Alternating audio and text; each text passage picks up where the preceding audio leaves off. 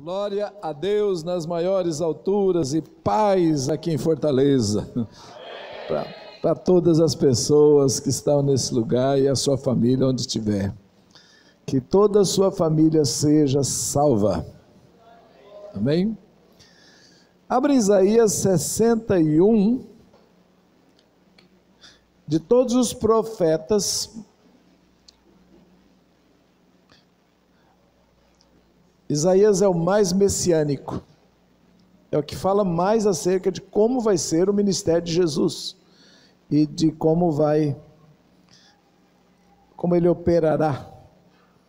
Isaías viveu 700 anos antes de Jesus, é um bocado de tempo, não é não? 700 anos antes. Mas tudo que Isaías escreve em relação a Jesus, pelo menos no capítulo 53, ele escreveu no tempo passado. Então, quando a gente vai falar do futuro, a gente usa o verbo no futuro. Ninguém vai falar de um evento no futuro falando verbos no tempo do passado, não é verdade? A pergunta é, por que Isaías usa os verbos no passado? Ele foi ferido. Isso é passado. O castigo que nos trouxe a paz estava sobre ele. Por suas chagas fomos sarados. Você já reparou isso?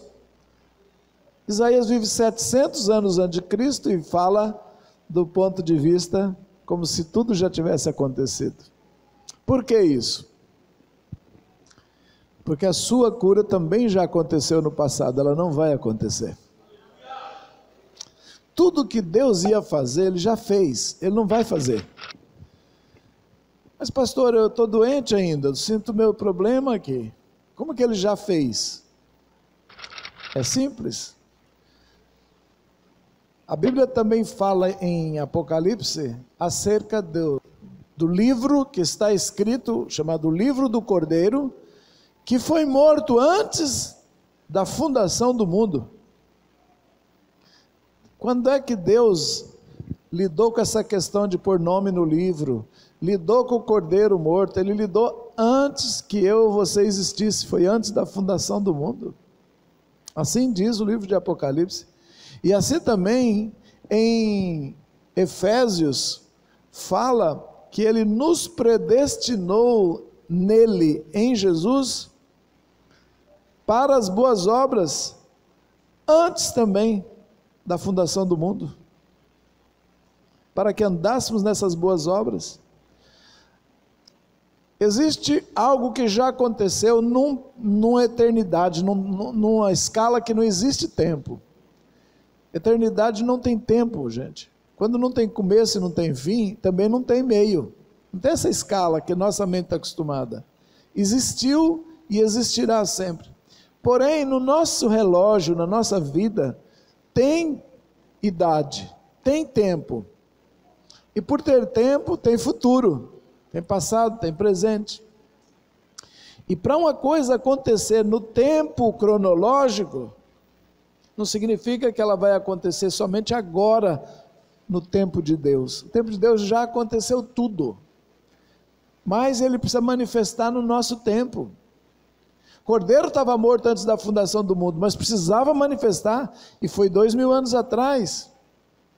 O profeta Isaías está escrevendo e falando do ponto de vista de Deus e não dos homens. Do ponto de vista de Deus, todos já foram curados. Agora, quando é que vai acontecer nos homens? Na minha vida, na hora que eu crer, na hora que eu acreditar, na hora que eu declarar aquela cura, ela vem à existência no tempo físico, no tempo nosso. Ela sai das regiões espirituais e desce para o mundo da matéria. Efésios, se não me engano, diz que Cristo, como que se semeou todas as bênçãos espirituais, elas estão semeadas, esperando a hora que vai brotar. Jesus fez uma semeadura no mundo espiritual, como se jogasse sementes de bênção, de cura. Todas as bênçãos foram já semeadas, distribuídas, porém elas vão ser pegas exatamente no momento em que a pessoa crê. Eu posso até cantar, irmãos, o melhor de Deus ainda está por vir, mas eu tenho certeza que já veio faz muito tempo. Pode ser que vai manifestar no porvir, mas com toda certeza, o melhor de Deus já veio e já faz muito, muito, muito tempo. É a hora que eu creio, eu pego. Ai, Deus vai me dar poder. Ele já deu, na hora que você crer, você pega. Deus vai me dar uma casa. Ele já deu, na hora que você crer, você pega. Deus vai me dar saúde. Não, na hora que você crê, você pega. Tudo começa a existir aqui embaixo no nosso tempo, na hora que a fé atua. A fé traz tudo que já existe no Espírito à existência na matéria. Esse é o canal pelo qual as coisas descem. A fé materializa tudo. E como é que a fé materializa? A fé materializa na hora em que você crê no coração e fala com a boca. Por que, pastor, eu tenho que falar? Porque você é uma imagem de Deus, e tudo que Deus cria, Ele cria falando. Haja e ouve. É falando que vem a existência. Tudo que você tem, você falou antes. Você pensou antes. Você creu antes. Ah, vou construir uma casa. Você começou a crer no coração, começou a falar, daqui a pouco a casa estava feita. Está me entendendo? E os males dessa vida, pastor, que eu tenho, infelizmente também foi você que falou. Mas pastor, como que pode? Alguém falou. Alguém está declarando essas coisas ruins. Por isso nós precisamos parar e mudar nossa linguagem, alinhar com o céu. Você pode até achar que é uma brincadeira, o pastor está todo dia falando, hoje você vai ficar rico, ou aperte a mão do milionário, do mais novo milionário. Ah, isso é um chavão. Quem sabe e está fazendo com fé, está produzindo milagres. Você monta uma banda, ela vai chegar exatamente no que você acreditar que ela vai chegar, no sucesso que você acredita. Você monta uma empresa, você vai lucrar aquilo que você acredita que pode lucrar. A mente é que trava e a nossa boca fala o que o coração está cheio. E por ela falar, ela vai dando vida exatamente à medida da fé que está dentro. Eu vivo o ministério exatamente naquilo que eu acredito. Nem mais nem menos. Tanta gente chega para mim e fala, mas você podia fazer muito mais, é tanta capacidade, você já podia estar escrevendo mais livros, isso aqui. É como se eu limitei, porque eu não conseguia acreditar mais do que isso. Se eu conseguir acreditar e eu começar a falar, eu sei que eu vou mais longe. Então eu tenho exatamente o limite que eu dei. Vocês estão me entendendo bem? Você entende a importância de uma linguagem alinhada mesmo, uma linguagem alinhada com a Escritura? É tão importante a gente alinhar nossa boca, porque é daí que vai vir tudo. Daí que vai nascer tudo. É daí que vai vir toda a materialização de tudo que precisa vir. Pessoas que estão corrigindo sua linguagem, eles vão mais longe. Eles vão alinhando suas atitudes e a sua fala. Quando nós fazemos isso, nós estamos gerando as sementes, nós estamos produzindo aquilo que a gente espera que aconteça. E vai acontecer. Por isso, palavras negativas, destruidoras, não devem nem entrar no nosso ouvido e nem sair da nossa boca. Palavras de baixo calão, nunca nem pensar. Quando eu comecei a mudar minha mente, Jesus começou a mudar, eu me lembro que foi um período há uns 20 e poucos anos atrás, ou 30 anos, começou uma revolução nessa questão de entender a palavra e falar a palavra. E eu me lembro que Eu saí da igreja num culto, e muito jovem, eu estava no meu primeiro carro, e eu lembro que eu deixei a trava, o alarme ligado, alguma coisa, e quando ele não desliga, ele não aciona, ele fica nhen, e não dá partida. E aí eu entrei no carro rápido, coloquei a chave e dei a partida, e eu vi que não deu, eu lembrei, não desarmei. E um mau costume, eu falei assim, ô droga, ia falar a palavra inteira. Quando eu cheguei na primeira sílaba, eu senti um tapa na minha boca, literalmente meus lábios, como se tivesse batido uma mão, e eu parei da palavra no meio, na sílaba, e eu escutei claramente o Senhor falar comigo, dizendo assim, nunca mais use essa linguagem, porque você está aprendendo sobre a construção que as palavras fazem. Você imagina um homem de Deus falando essas coisas,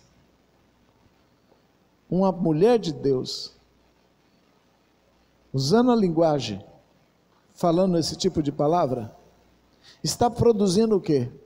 Aquilo que ele está falando.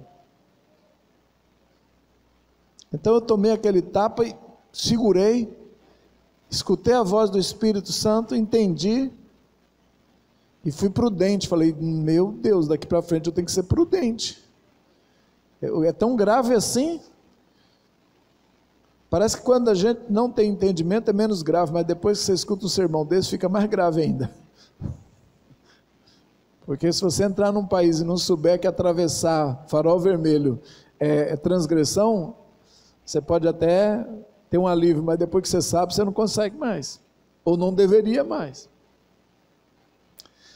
A lei vai ficando mais pesada à medida em que eu vou tomando consciência. A cobrança da lei, melhor dizendo, não a dos homens, mas a de Deus vai ficar cobrando mais. E então, eu saí dirigindo, não me lembro se compartilhei com a esposa na hora ou não, mas eu fiquei tenso, porque eu fiquei tentando digerir essa verdade.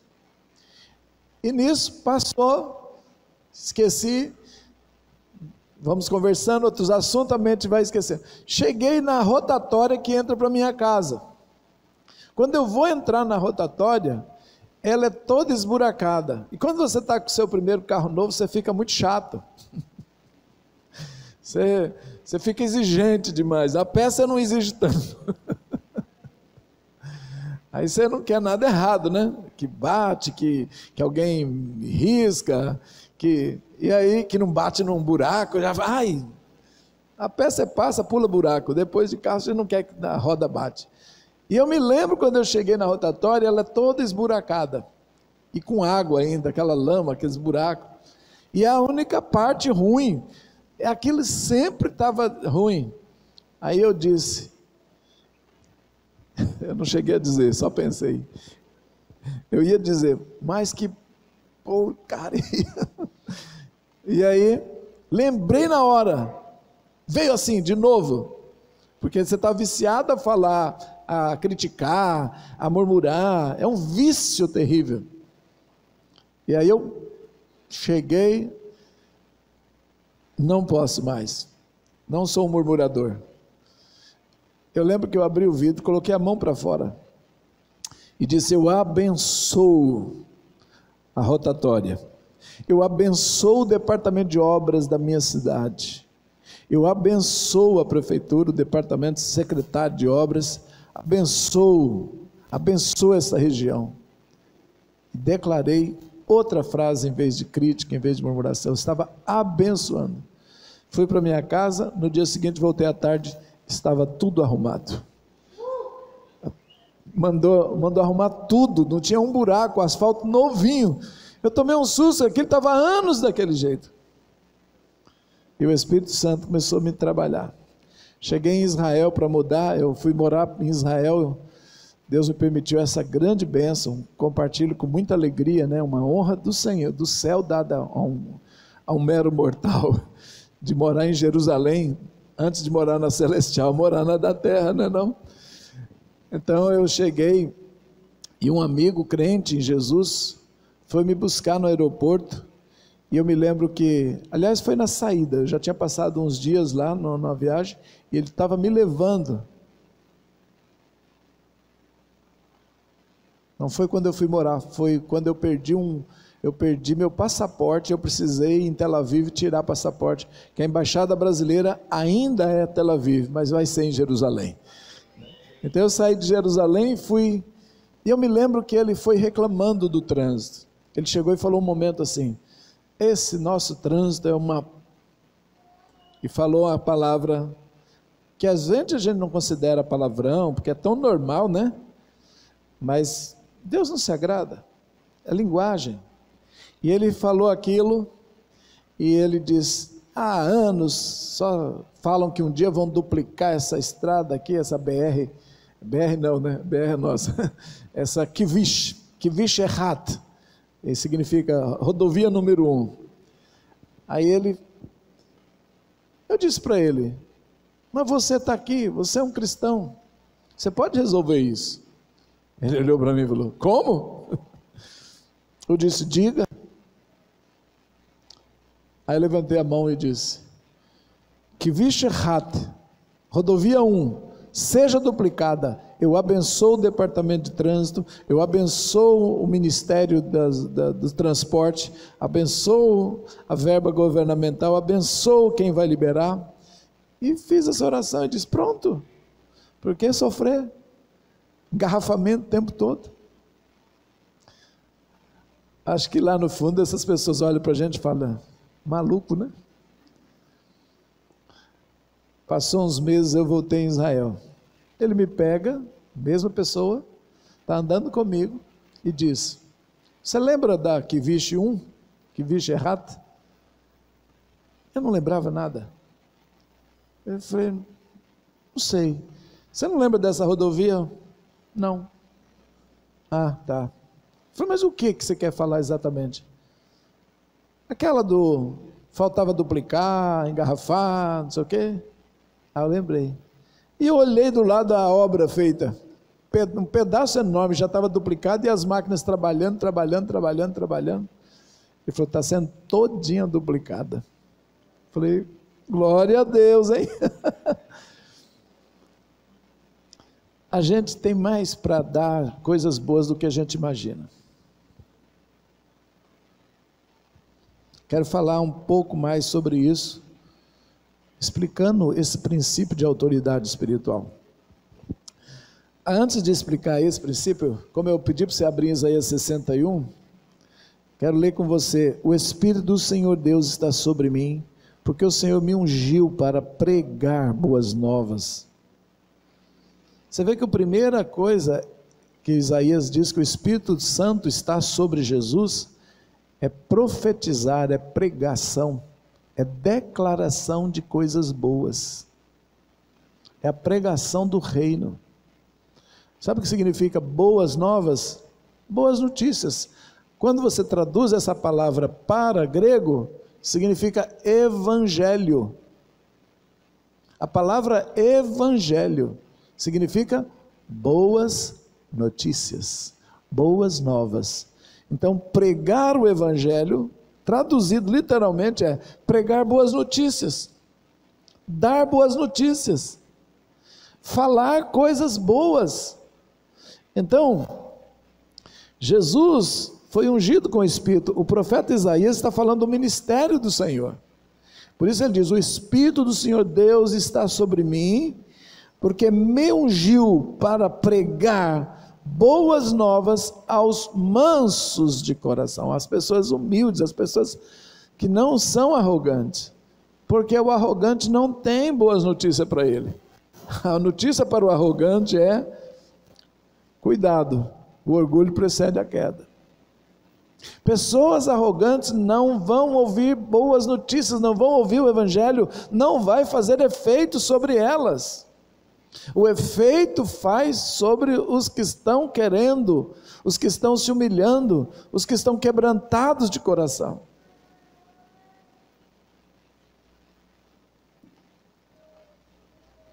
A gente pode até pregar o evangelho para pessoas duras, arrogantes, para ver se amacia. Vai batendo para ver se melhora, né? Vamos lapidando. Mas ele só vai fazer efeito realmente no momento em que houver um quebrantamento. Por isso que às vezes as situações difíceis acontecem na vida das pessoas, para elas se quebrarem. Quem não quebra por amor, quebra por dor. Então, essa é a unção do Espírito para fazer isso. Enviou-me a restaurar contritos de coração, ou seja, as pessoas estão quebradas, eu vou restaurá-las. O Evangelho faz isso, as boas notícias fazem isso, elas constroem novamente as pessoas derrotadas, elas arrumam essas vidas, elas alinham elas de novo, reconstrói, cura. Que poder que tem! O Evangelho é isso, a palavra do Senhor é isso, as boas notícias fazem isso, elas reconstroem pessoas que estavam quebrantadas, que estavam arruinadas, que estavam mal, como diz a Universal, estava no fundo do poço, né? Todo testemunho da Universal é de poceiro, né? Todo mundo lá foi poceiro, eu acho legal aquilo. Eu estava no fundo do poço, é uma orientação para usar essa linguagem, né? Então, quando cheguei ali no fundo do poço, descobri que ainda não estava no fundo, desceu mais. A proclamar liberdade aos cativos. Você vê de novo o verbo proclamar. Você vê que o nosso papel realmente é muito de usar a boca, de usar o que está no nosso coração e dizendo, e dizendo, e dizendo. Como é importante alinhar nossa linguagem com a palavra de Deus. É ela que faz a produção das coisas. Nosso poder produtivo é o poder de falar, pregar, proclamar o quê? Liberdade aos cativos. O que é prisão? O que é cativo? Abertura de prisão aos presos. Lucas 13:16 vai explicar o que é prisão. Alguém pode abrir? Lucas 13:16.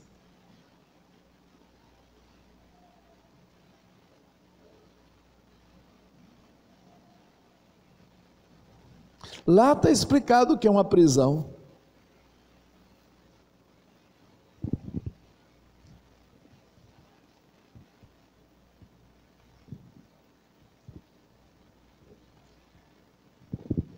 Jesus estava numa sinagoga e libertou uma mulher de uma prisão. Ele usa a mesma palavra de Isaías 61. Olha só, está aqui. E não convinha soltar desta prisão, mesmo que fosse num dia de sábado, né? Porque eles reclamavam quando ele soltava os presos sábado. Esta filha de Abraão, a qual há 18 anos Satanás tinha presa, mantinha presa. Pergunto a vocês, qual era o problema dessa mulher? Veja o versículo 12 e você vai ver qual é o problema dela. O que está escrito no verso 12? Jesus diz para ela o quê? Estás livre da sua enfermidade. Como é que Jesus chama enfermidade?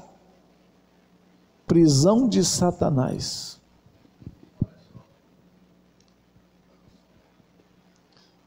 A gente ameniza muito, né? As doenças. E qual era a enfermidade? Uma corcunda, uma mulher curvada. Andou anos assim, 18 anos, sem poder se endireitar. O povo olhava, via uma mulher curvada. Jesus viu uma mulher presa por Satanás. E o capítulo 61 de Isaías diz que ele veio proclamar liberdade aos cativos. Ele veio fazer decretos, uma proclamação da república. Você sabe que proclamar é um termo muito mais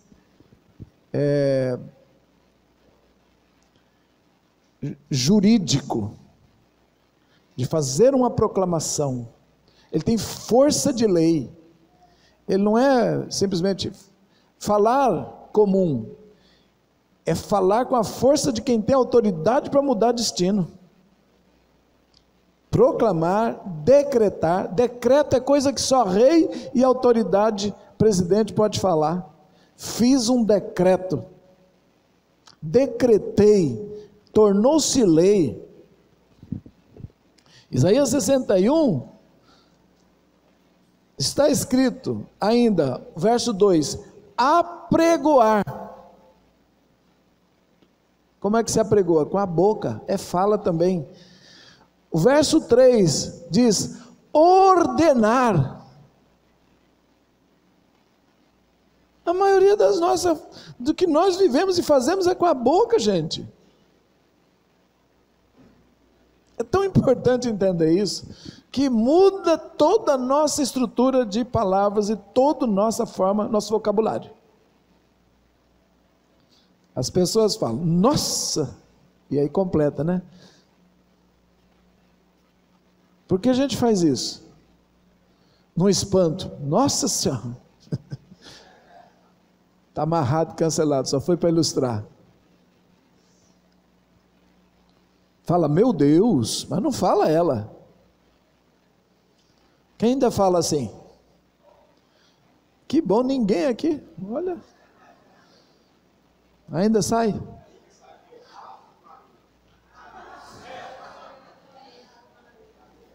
Por que invoca um ser desse? E o que você acha que está acontecendo cada invocação dessa?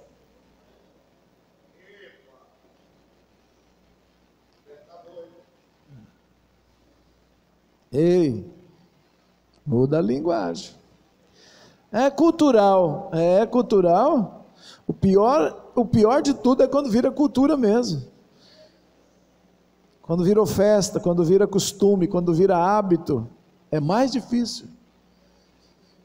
O que mais Satanás quer é implantar uma cultura, irmãos. E ele já implantou há muito tempo. Agora nós estamos na contracultura, implantar a cultura do reino. Porque é dessa maneira que nós mudamos o destino de pessoas e nós. É dessa maneira que liberamos tudo que precisa ser liberado, tiramos as pessoas dos cativeiros, podemos soltar os presos das prisões, podemos trazer alegria ao invés de pranto.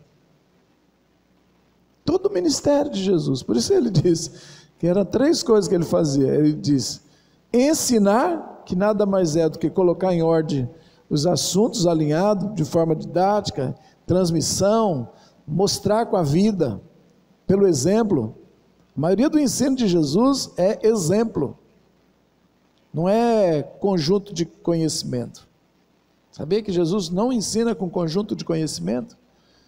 Ele ensina com exemplo. Por isso que ele diz, aprendei de mim, que sou formado pela faculdade teológica. Não. Aprendei de mim que estudei com o Rabino Gamaliel? Não. Aprendei de mim por quê? Sou manso e humilde de coração. Exemplo. E acharei descanso para as vossas almas. Como é que as pessoas estão aprendendo com você? Pelo seu exemplo. Como é que seus filhos estão fazendo? Olhando você fazer. E depois você chama o menino de maligno ainda, né? Só que você fala malino, né? Você está chamando ele de maligno. Você imagina uma mãe chamando um menino de maligno. Seu maligno. Quem é o maligno? Lúcifer ninguém tem coragem de dizer, mas maligno chama. Está falando a mesma coisa. Danado. Moleque, vem de Moloque, aquele Deus que recebia oferta com as crianças mortas no fogo para ele. Então você vê que a cultura faz a gente falar coisas e depois a gente está pensando, mas por que eu estou cheio de problema? porque estamos gerando, invocando deuses estranhos. E eles gostam de ser invocados, ainda que disfarçadamente.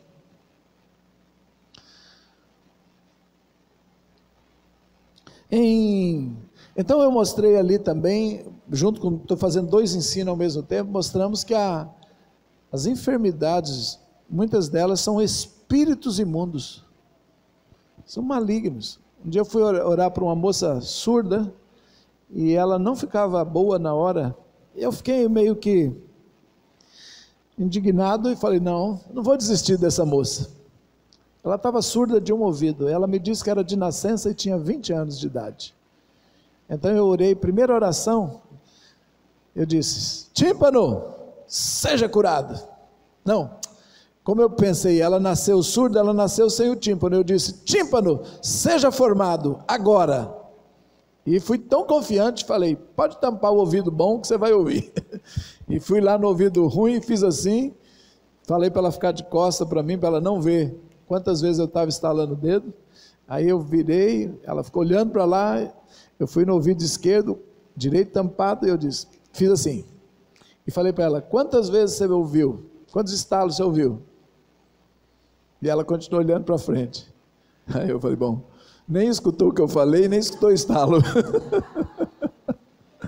Aí eu, vira para cá, vira, estampa aí. Escutou nada? Ela disse, nada. Aí mudei minha oração e disse, tímpano, seja curado. Já falei para ela, pode tampar o ouvido bom. E estava todo confiante e fiz. E ela olhando para frente, estava olhando, ficou. Aí eu virei ela, falei, moça, não está escutando nada mesmo? Não. Aí pensei, Jesus, o negócio está difícil aqui, porque eu não estou dando conta, nem melhorou um pouquinho. Normalmente vai crescente, sabe? Eu pergunto, saiu quanto da dor? Ah, melhorou um pouco. Eu já sei que está operando um milagre, mas 0. Confesso que eu fiquei meio frustrado, mas não estava triste não, estava só tentando entender. Aí falei com ela, você tem algum inimigo? Aí eu pensei, é feitiço, isso é macumba, só pode sobrar isso, né? Falei, tem algum inimigo, alguém que quer te matar, fez algum mal para você? Te odeia? Ela disse, não. Falei, errei de novo. Mas a gente tem que insistir, eu estou numa escola com Jesus. Por isso eu conto para vocês também saber que não é tão simples assim as coisas da vida, né? Mas eu estava cometendo um erro, de certa forma. Por quê? Eu aprendi com o Curry Blake que é melhor a gente jogar uma bomba do que dar um tiro de fuzil, um tiro de pistola. O que significa isso? Que quando eu tento ser um atirador de elite, eu quero fazer uma oração precisa, acertar em cheio, dizer, veia artéria aorta, seja desentupida. Quer dizer, eu fui extremamente objetivo, mas o problema não era esse.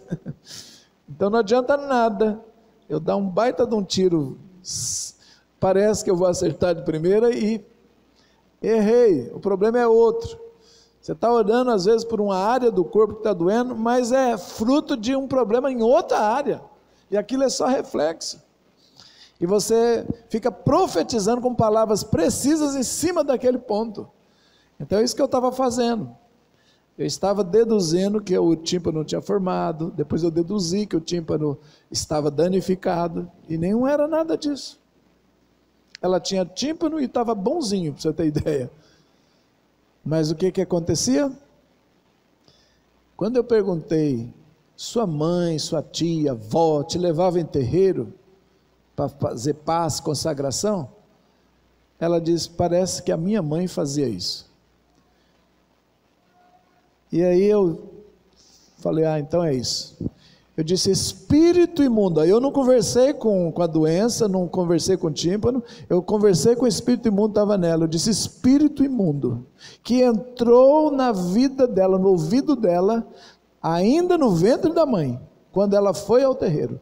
Você sai agora em nome de Jesus. Quando eu disse isso, aí a menina se entortou toda, e caiu no chão. E aí foi uma luta ali um pouquinho, expulsamos aquele demônio. Quando ela levantou, ela começou a ouvir. E foi crescendo, crescendo, crescendo a audição dela. Então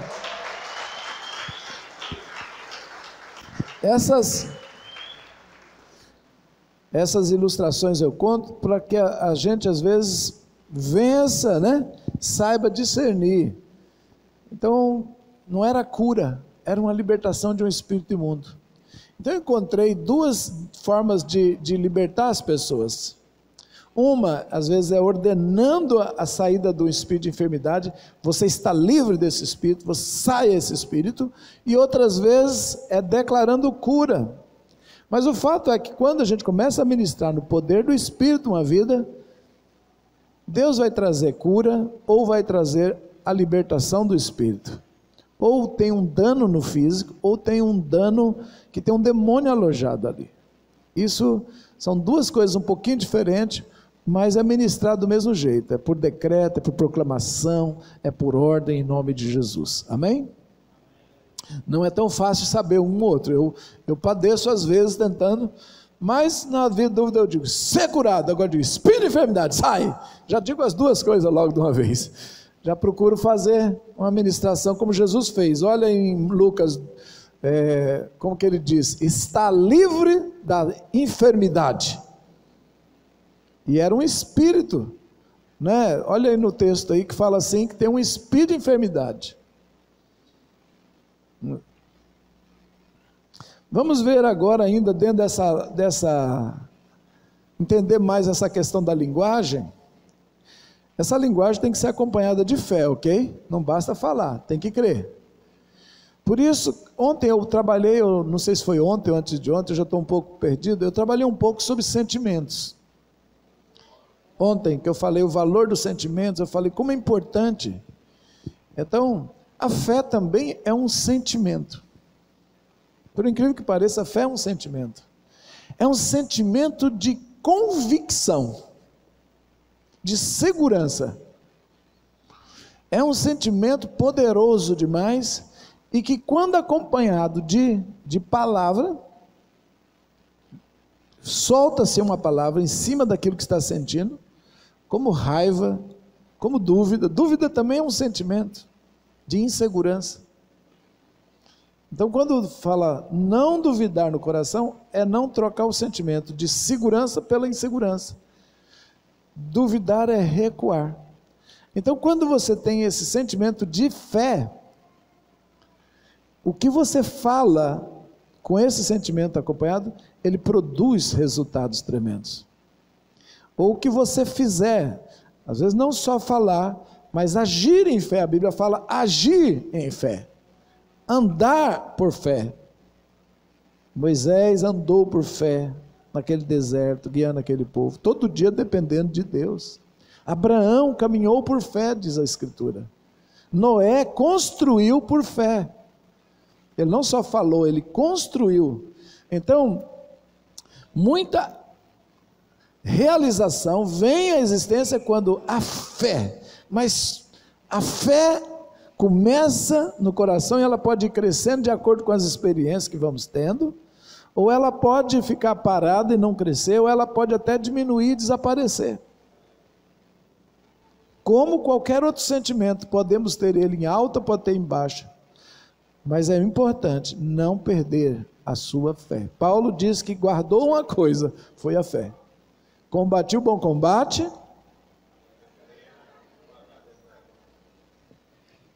ou seja, o trabalho pode parar, combate, a luta, mas a minha fé, não vou acabar nunca, aleluia, porque esse é o tesouro, esse é a moeda mais cara que existe, é isso que Satanás gosta. Satanás ama a nossa fé, por isso que ele veio roubá-la. Rouba a sua fé e você não tem mais nada. Perca a sua fé e você não tem mais nada, você só tem desânimo, medos, angústia, depressão e morte. Não deixa roubar a tua fé. Palavrinha tão pequena, né? Em Lucas, capítulo 11. Eu acho que eu falei da outra vez um pouco sobre isso, mas vamos renovar. Marcos 11.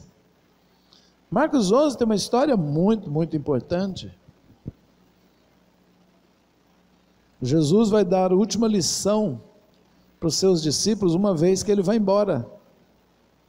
Ele vai subir ao céu, e ele tem que deixar as falas, ele tem que deixar o seu ensino. E sabe que quando a gente vai embora de casa, ou vai se apartar de alguém, e você tem algo sério para falar, você deixa por último, para não ter outro assunto que rouba aquele. Não é verdade? No portão de casa, quando você está saindo, você fala para o seu filho a última coisa que você quer que ele guarde. A mais importante você deixa para o final.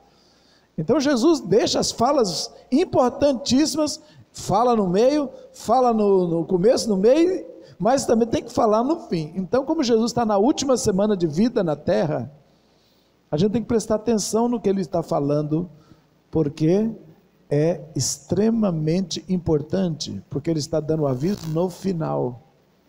Por que que a última frase de Jesus subindo, qual que foi? Jesus manda eles ficarem em Jerusalém até receber poder. Então, relacionar-se com o Espírito Santo para Jesus era algo tão poderoso que ele guardou e diz: olha, se acaso vocês esquecerem tudo que eu falei, mas guarda isso. Eu acho que nós pregadores devíamos ter uma frase de final de culto, tipo assim: se as pessoas esquecerem tudo que nós pregamos naquele dia, pelo menos essa frase tem que guardar. Não era verdade? Porque a gente não lembra mesmo, é tanta coisa. O irmão ontem falou: apóstolo do céu, eu levei um potinho desse tamanho para o culto, e o negócio derramou, enchia e caía para o lado, e eu, meu Deus, é muita coisa, eu queria pegar isso, eu queria aprender mais, mas não estou dando conta de receber uma. Ele brincou assim. Eu falei: amanhã você leva uma vasilha maior.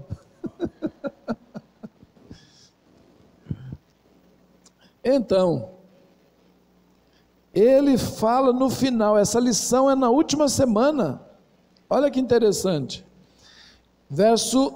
Marcos capítulo 11, no versículo 12, que no dia seguinte, quando saíram de Betânia, ele teve fome, vendo de longe uma figueira que tinha folhas, foi ver se nela acharia alguma coisa, e chegando a ela, não achou senão folhas, porque não era tempo de figos. E Jesus falando, qual foi o verbo que eu disse agora? Falando, disse a João, a Pedro. Não, falou com quem? Conversou com a árvore. Você acha que Jesus fazia isso? Conversando com a árvore. Você imagina, você sai ali fora e o pastor Daniel está conversando com a árvore ali na esquina.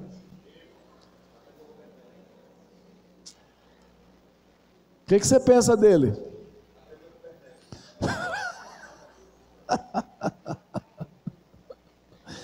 Falando, disse a figueira. O que ele disse? Fala todo mundo junto. Se tivesse uma figueira aqui, a bichinha secava, porque uma pessoa falando, imagina 10, 20 falando. Ainda bem que não tem figueira aqui, né? Nunca mais, em tempo algum, coma alguém fruto de ti. E qual é o versículo seguinte? A frase seguinte está escrita aí? Ele falou em vós? Em vós? Ele está ensinando uma grande lição. E ela é tão grande que ele fala no final.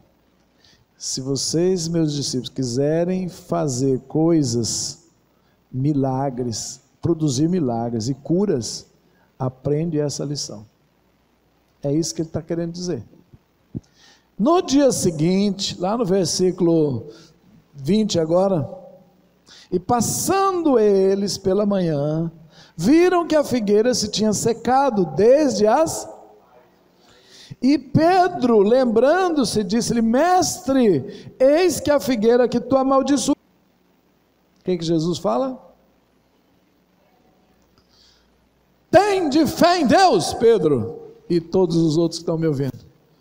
Tacou um vazare que Pedro tomou, ficou assim, pai, deu uma peia assim, né?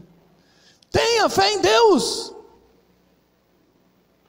Acho que ontem Pedro devia estar pensando, o mestre não está bem. Agora, ele, não é que funcionou, mestre? Meu Deus, secou desde a raiz a figueira? Mestre está admirado, tomou um grito no pé da orelha. Tem de fé em Deus. Pronto, preparou o tema da aula, já deu o tema. O que eu vou falar? E aí começa a aula. Como que começou a aula? Não está ali não, né? Em verdade...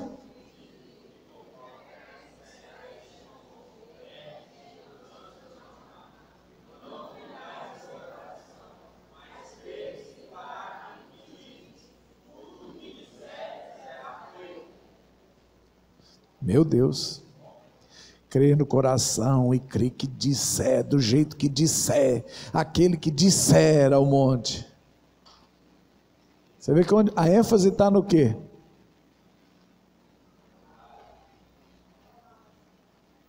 Coração crer e boca falar. Então é tão importante alinhar isso, que vai mover qualquer montanha na sua e na minha vida, aleluia. E a gente tem um monte de problemas nessa vida. E eles precisam ser removidos. E como é que eu vou remover? Crendo e falando. Crie, por isso falei. Está lá em Coríntios, não está? Crie, por isso falei. Logo, cremos, por isso falamos. O mesmo espírito de fé que está em Jesus está em você. Por isso, creia e fale. Tão importante. Por isso eu vos digo, tudo o que pedis orando, crede que o recebereis e tê-lo-eis. A fé já traz a existência, tudo para baixo. Mas a fé verdadeira, ela é manifesta no coração e é liberada em palavras. E isso se chama autoridade. Deus deu, através de Jesus, para a igreja, uma autorização para falar em nome dele. Então você está autorizado a dizer em nome de Jesus e as coisas vão acontecer. Autoridade é a nossa capacidade de ordenar e sermos obedecidos. Porque dar ordem e não ser obedecido não significa que não tem autoridade. Autoridade é aquele que está numa posição dada por Deus, que lhe permite ordenar e as coisas acontecerem. Você está nessa posição. Eu estou nessa posição. Nós estamos. Por duas formas. Uma, por criação de Deus. Criados à imagem dele. E quando ele fala, as coisas vêm à existência. Então, quando a imagem dele fala, também vem tudo à existência. Seja bom ou seja mal, mas vem à existência. Esse é o nosso direito natural. Agora, Deus ainda veio através de Jesus e deu uma autorização para o sobrenatural também. Não só para mover montanhas naturais, mas sobrenaturais. Não só para falar coisas do dia a dia, mas também para ir adiante para o mundo espiritual se render, para as doenças se renderem, para os demônios se renderem e cair por terra. Você tem isso. Por isso você pode usar isso.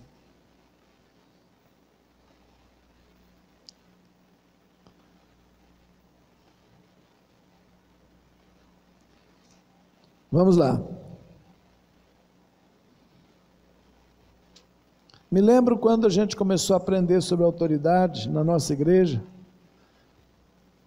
Às vezes não é fácil a gente mudar nossa mente. Não é fácil. É trabalhoso. É um treino diário. Porque a gente tem religiosidade demais. Esse é um grande inimigo. As religiões, a religiosidade é um espírito. Esse espírito põe medo. Esse espírito põe arrogância. Esse espírito põe falsas doutrinas na nossa cabeça. É um espíritozinho ruim. Ele tenta pôr a gente desmerecer, dizendo, não está santo o suficiente.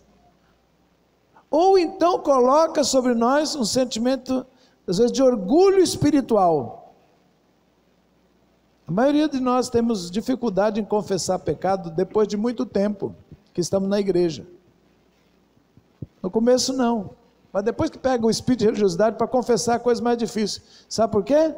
Porque aí fica pensando, nossa, o que vão pensar de mim, que eu sou um homem carnal, uma mulher fofoqueira, ciumenta, jamais tem condição de confessar que está com ciúme. Prefere dar um monte de nó e manobra, mas não falar que está com ciúme. Não quer falar que fez fofoca. Por quê? Vão pensar o que de mim? Está cheio da religiosidade, por isso não consegue. Sente que está fazendo fofoca, sabe que está com ciúme, mas e a coragem para falar? Parece que vão me desprezar. Eu mesmo não aceito isso de mim, quanto mais se eu falar para os outros. É tão difícil lidar com o pecado depois que a religiosidade pega, porque parece que nós vamos ser destruídos. E é um engano. Quando a gente confessa, nós subimos de nível.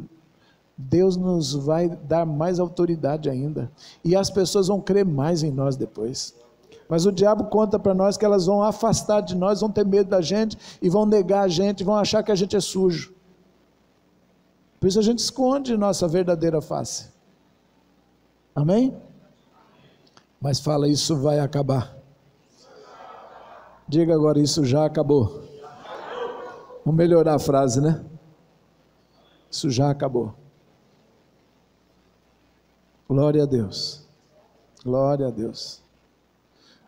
Quando a igreja amadurece e sabe lidar com isso, nós também tiramos uma coisa chamada julgamento. Uma vez Deus me fez subir para um monte e levar toda a igreja por 40 dias e depois mais 12. Nós ficamos 52 dias, todos os dias subindo no monte na cidade para orar. Não teve um culto dentro da igreja local, dentro do prédio. Faz muitos anos isso. Foi bem numa época que estava chamando a época do apagão. Aqui eu não sei se chegou, em São Paulo teve o apagão. Vocês devem ter visto, isso já tem uns bons 18 anos, eu acho, ou mais. Então eu justifiquei da seguinte maneira, para a cidade, para o povo, eu falei, nós estamos economizando energia. Nós estamos colaborando com o apagão para poder economizar. Em São Paulo acabou as energias. Foi uma situação terrível. Mas na verdade não era isso. Deus tinha mandado a gente fazer isso e caiu de ser nessa época. E nós subimos o monte e fizemos atos proféticos. E fizemos atos de arrependimento, e intercessão, e jejum, e oração. E foi a época em que mais mistério e poder eu vi no meio do povo de Deus. Era sobrenatural.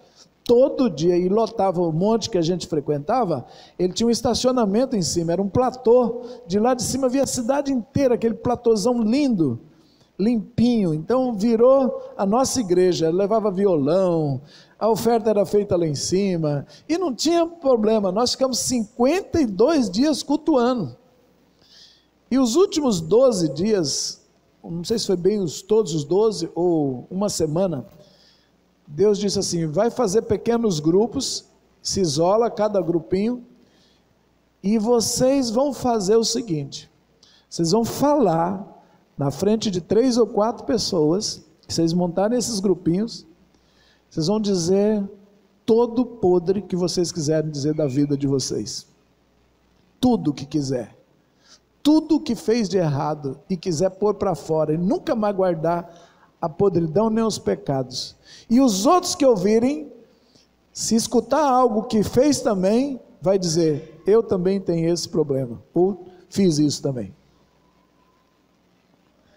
E ninguém terá o direito de compartilhar com terceiros o que ouviu, e nem tampouco dar conselho. Não vai dar um conselho, não vai dizer, puxa que feio, não vai dizer, vou orar por você, como se você fosse superior. Não vai fazer nada que demonstre superioridade. Só vai ouvir, e se tiver feito, diga eu também, e se quiser complementar, complementa.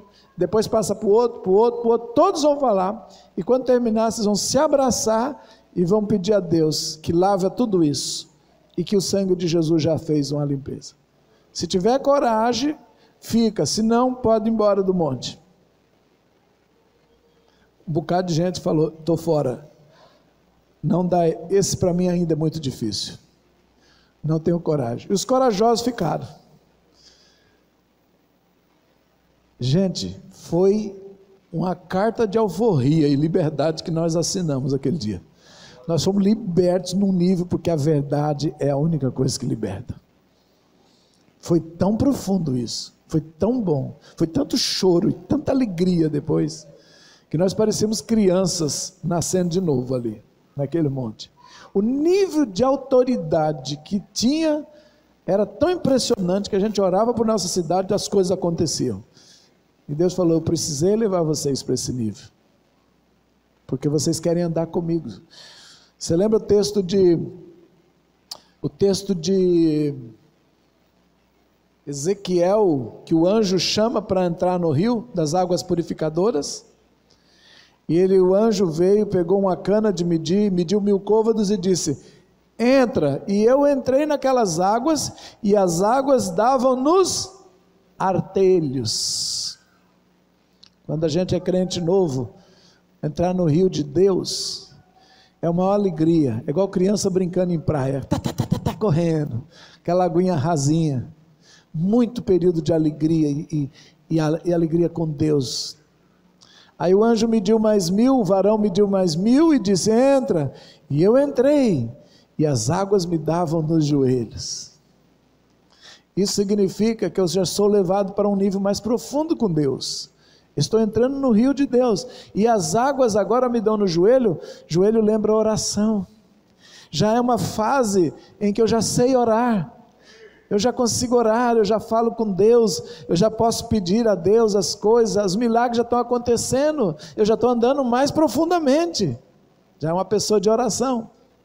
Mas diz que o anjo mediu mais 1000, e diz, vem, e eu fui, e a água já me dava aqui, no lombo, nos lombos a Bíblia fala, aqui é reprodução, aqui tem a ver com gestar, gerar. Eu já não só sou uma pessoa que ora, eu gero novas realidades. Eu sou profeta, já tenho um rio que flui da minha boca. Eu já tenho algo aqui dentro que já passa dores de parto. Eu já sou um intercessor. Eu já sou um líder na igreja. Eu já tenho algo maior andando comigo. Eu já tenho experiência profunda com Deus, mas eu ainda tenho metade fora d'água. Eu ainda estou metade fora do Espírito. Mas eu já faço coisas muito grandes. E mediu mais 1000 e já me dava nos ombros. E aí eu comecei a ficar com medo. Porque em praia a gente vai só enquanto está vendo umbigo, né, gente? Passou aqui, qualquer puxadinha você não acha mais o chão e já era. Uma recuada e é assustador. Nunca fique em águas já aqui. A menos que seja o rio da vida, o rio de Deus. E eu já não podia mais a não ser a nado disso. O profeta vai sendo chamado por Deus para níveis que parece que vão morrer. Parece que se eu fizer uma confissão dessa, parece que se eu entrar numa experiência dessa é a minha morte. Mas é a morte do eu apenas. E a vida de Cristo vai entrar com tudo. Blum, mergulhou.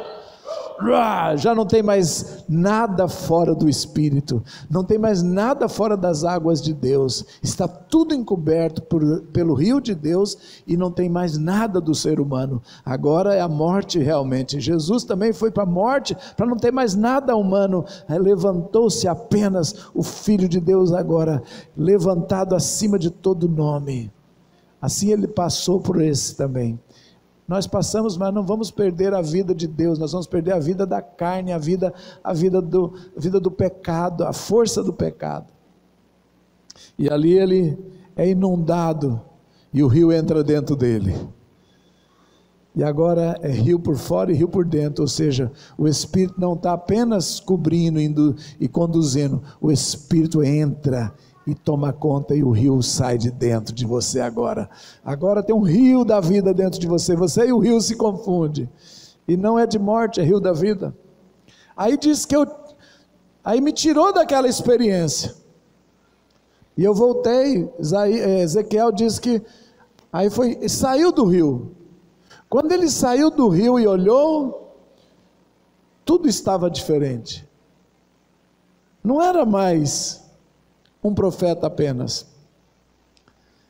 Ele olhou e viu que as margens agora eram cheias de árvores frutíferas, e davam frutos que curavam as nações.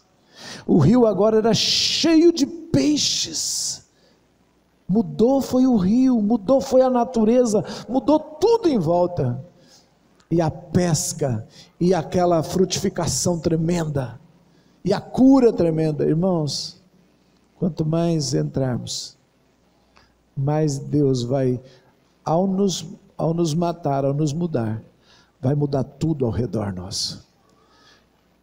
Quanto mais Ele conseguir que eu entre no rio, mais corra riscos com Ele, mais o meu ambiente em volta vai ser transformado. Deus quer transformar uma cidade, mas Ele precisa de um exemplar, Ele precisa de alguém que seja puxado por Ele, para mergulhar tão profundamente nele, que ao mudar essa pessoa, Ele muda tudo ao redor. Vamos entrar nesse rio? Aceite os convites, os desafios aí mais fundo, mais fundo. Olha, quem anda na obediência do Espírito mesmo, chega um momento e fala assim: Deus do céu, não sei se eu vou conseguir te obedecer nesse ponto. Jesus andava na obediência do Espírito, não andava? E chegou uma hora, ele diz: passa de mim esse cálice, eu não quero não. Porque ir na rota tomar a cruz e segui-lo, pode ter certeza que é levar para a morte. Não a morte espiritual que vai acabar com você, mas a morte daquilo que às vezes quer te matar. A morte da natureza pecaminosa. A morte desse velho homem. E ao que ele desce para a sepultura, eu vou te falar, vida nasce tudo ao redor. Porque quando Jesus desceu para a sepultura, meu Deus, Ele levou e buscou todo o cativo e todo o cativeiro e deu dons aos homens e diz: agora a salvação está feita. E à semelhança de Jesus, todos nós fomos chamados para morrer essas coisas em nós. Morrer, e só tem um jeito de morrer, é entrando na obra do Espírito, é sendo convidado e descendo mais, e é uma descida, né? Você vai afundando, todo mundo pensa, vai morrer. Quando eu comecei a entrar na obra do Espírito, vieram pastores da denominação conversar comigo e dizer: não entra nesse negócio, não vai para esse tal de apostolado, não entra nessa coisa de intercessão, não mexe com guerra espiritual, você vai dar problema, você vai. E o Espírito Santo falando: venha, renuncia isso, renuncia aquilo, sai dessa denominação, vem para cá. Eu tive que deixar a minha denominação, igreja. Eu achava que não dava para ser crente sem ser batista.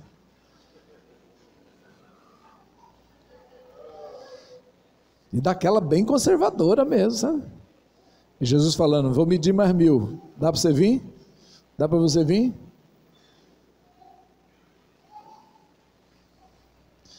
Tem tanta coisa que a religiosidade faz que a gente acha que não dá para servir a Deus se não for dessa maneira. Dá sim.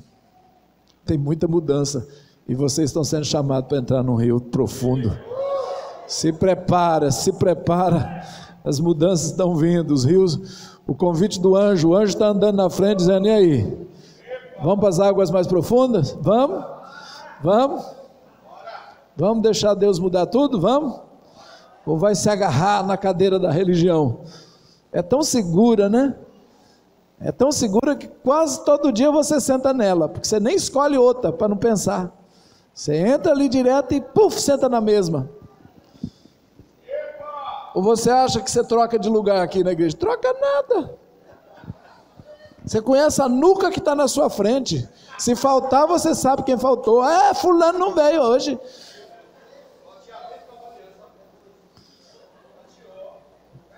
Que Deus passe com o vento e dá uma sacudida. Você não achar sua cadeirinha. Aí tu vai ver. Você quer sempre estar com a água no mesmo lugar. Água no mesmo lugar. Água no mesmo lugar.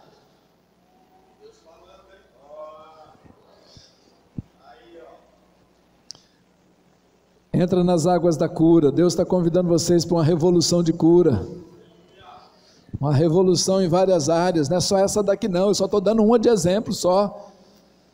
Mas o vento sopra para onde quer. E os nascidos de Deus são como o vento. Eu nunca vi vento ficar igual. Sentar todo dia no mesmo lugar. Isso é coisa bem nossa, sabia? Dá uma segurança, eu não preciso pensar, eu não preciso escolher, já está escolhido. Para que eu vou todo dia pensar algo novo? É assim que se envelhece, recusando-se a pensar e a renovar. Por isso, se você não quer ficar ruim de memória, não quer envelhecer, faça algo novo. Nem que for andar no escuro. A pessoa diz que quem anda no escuro dentro de casa, não acende a luz, ele fica mais inteligente. Levante no escuro, anda no escuro, decore tudo onde está. Você sabe que eu tive uma experiência agora há pouco. Eu peguei a Bíblia, a apostila, fui até a porta do hotel, e lá tem aquele cartãozinho. Quando você tira o cartãozinho de uma gavetinha que tem, passa uns 2 minutos, a luz apaga, o quarto vai ficar escuro, apaga ar-condicionado, apaga tudo. Então, se você não esqueceu de apagar a luz, não tem problema. Você tirou o cartãozinho, levou, tudo que está ligado, desliga sozinho. É assim que a maioria dos hotéis funciona, né? Então eu peguei o cartão, eu ia na porta, eu tirei, já ia saindo. Esqueci de passar desodorante. Catei a Bíblia, cartão, apostila, voltei e coloquei numa mesinha que estava próxima, e fui até o banheiro, peguei o desodorante, rapidamente passei. Quando eu terminei de colocar o desodorante, escureceu tudo. E eu, onde está o cartão? Onde eu botei esse cartão? No escuro. Não tem nada. Catei ali. E agora? Para lembrar onde estava. Aí a porta estava aberta, graças a Deus, entrou aquela claridade. Eu fui entrando para dentro do quarto. Está ali em cima da mesinha. Aí pensei, meu Deus, como andar na luz não exige esforço algum, né? Como é fácil andar na luz. Tirou, andar nas trevas é complicado, Senhor. Eu falei, e outra coisa, eu não estou aprendendo a usar a minha mente. Quando você anda na luz, você nem se esforça demais, né? Você nem precisa usar muita mente, porque os olhos já batem, mesmo que você não lembra, você acha rápido. Então você não treina a mente, eu não treino minha mente para ficar decorando cada coisinha que acontece ao meu redor. Por isso que a gente perde o carro no estacionamento, né? Você não fica treinando a lembrar, entrou no shopping, quando volta,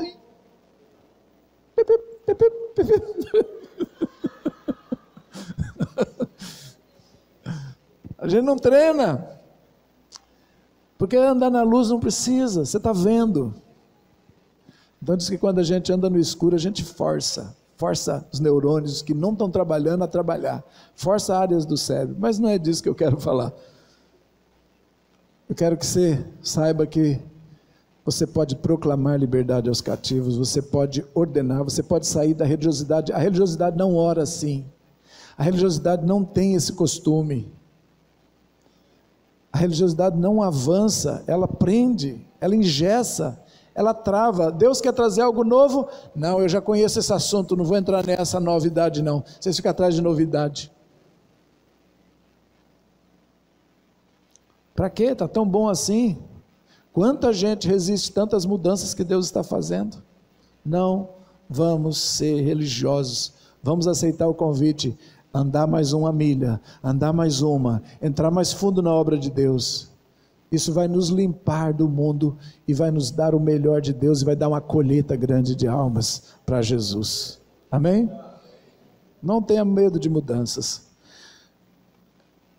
Em Marcos nós vimos aqui então o uso da voz como autoridade. Por isso, quando oramos, gente, por pessoas enfermas, nós estamos decretando cura, nós estamos profetizando, proclamando liberdade aos cativos. Você viu quantos verbos tem Isaías 61? Tudo para mostrar essa ação de fala, ação profética. 3 coisas são importantes numa cura. 1, crer no coração. 2, falar. E 3, agir. Como agir, pastor? Faça o que você não podia fazer. Viva o que você não estava podendo viver. Que a doença limitava. Então, se obrigue ou peça à pessoa para dar o passo de fé. E ela se mova e faça o que não podia. Um dia eu estava com uma cirurgia marcada de uma hérnia inguinal. Eu estava realmente muito doente, muito dolorido. Doente não, dolorido. É uma hérniazinha enjoada. Eu orei 3 vezes para Jesus me curar e Ele não curou. E Ele disse, vá para o médico. Naqueles anos eu não tinha essa teologia que eu tenho hoje, não entendia assim. Mas mesmo assim, o que Deus estava curando em mim não era bem a hérnia. A hérnia era a coisa mais fácil, só Ele curava a hora que Ele quisesse. Mas tinha um problema maior que Ele precisava que eu entendesse, era a dependência dele. Se eu fizesse a cirurgia, eu tinha que ficar 30 dias parado, segundo o médico. E eu 30 dias parado, as contas não param. E eu queria ter segurança de que minhas contas não iam ficar para me vencer, né? Eu tinha que vencer as contas. Então eu tinha só um conceito, de que se eu não trabalhar, não vai ter. Eu preciso trabalhar. E Jesus queria que eu ficasse quieto, que Ele ia pagar minhas contas e ia mudar minha mente. Falei, filho, eu sou maior. Senão você vai ter uma vida que não vai ter descanso. Você vai ser um escravo da religião. E eu não quero você escravo. Eu quero você um homem livre, que saiba descansar também e saber que eu sou Deus, que opera no descanso. Como é que eu ia mudar para Israel, irmão? Eu ia ficar lá. Lá eu sento numa igreja igual você senta aqui, lá eu não saio para fazer conferência, lá eu não tenho material à venda, lá eu não tenho ofertas que vêm de trabalho.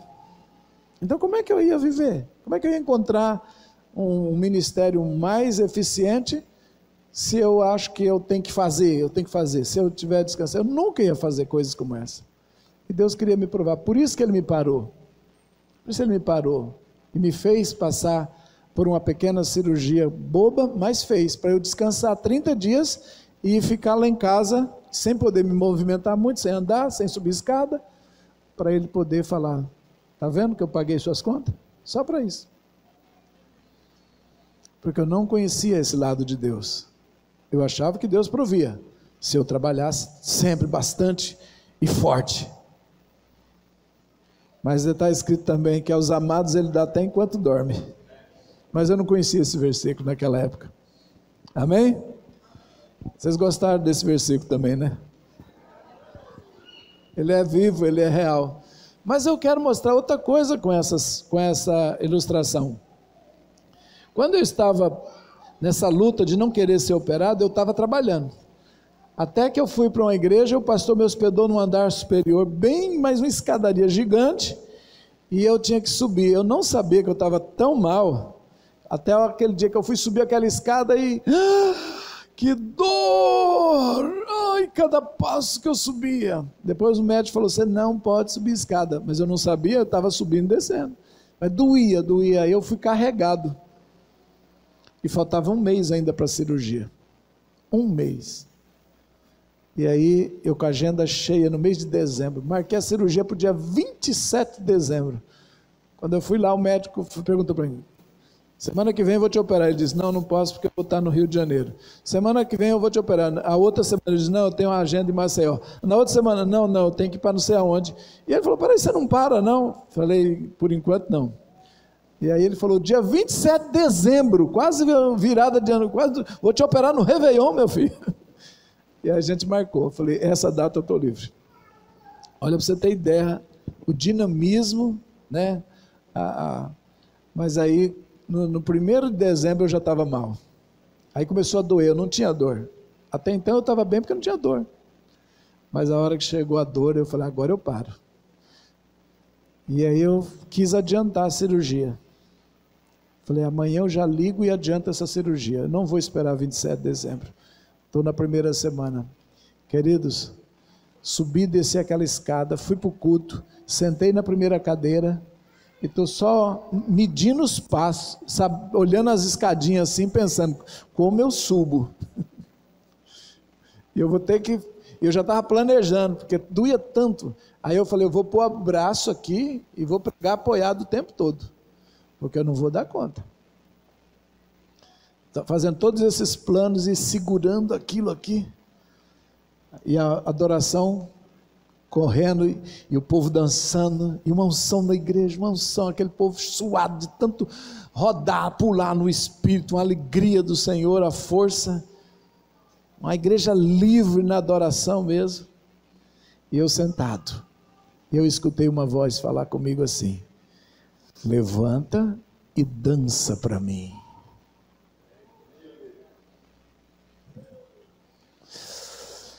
Não, o Senhor não está me pedindo isso, não é não?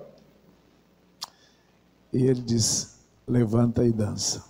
Quando acabou de falar isso, o pastor chegou no meu ouvido e disse: apóstolo, essa é a última música, o senhor pode pregar depois, tá bom? Como se ele dissesse: o senhor tem a última chance. Foi a leitura que eu fiz. Eu disse: não. Aí me enchi de razão assim, falei: eu vou ficar, eu vou. Levantei, quando eu levantei, desceu um calor no meu corpo, um calor, que parecia que eu ia suar de tão calor, um fogo, e o meu corpo tremendo. Pus o pé para lá e para cá, dei uma dançadinha, nenhuma dor. Eu falei: não acredito, estou curado. Meu Deus, Deus mudou de ideia, me curou e não vai deixar eu passar por essa cirurgia. Uma alegria tomou conta de mim, eu já, aleluia. Ia passando uma menina assim como você, assim na dança e tal, mas veio um impulso em mim e falou: pegue ela e carregue no colo, porque se está com a hérnia vai arrebentar tudo, né? Gente, eu categoria assim, peguei assim, saí dançando com ela, coloquei no chão e uma festa. Parecia, eu não acreditava o que estava acontecendo comigo. Subi a escada correndo, cheguei no púlpito. Quando eu cheguei no púlpito,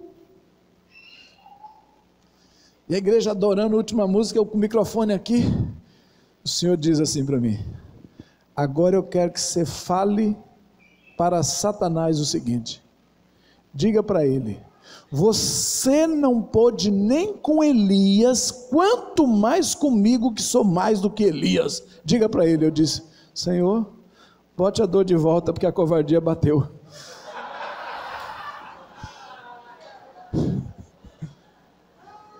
Eu falei: o quê? Eu vou afrontar o diabo assim? Gente, eu só fechei o olho e fiz assim. Aí o povo pensou que eu estava na unção, aí entrou mais gente na unção. Porque pentecostal, quando faz isso aqui, ó,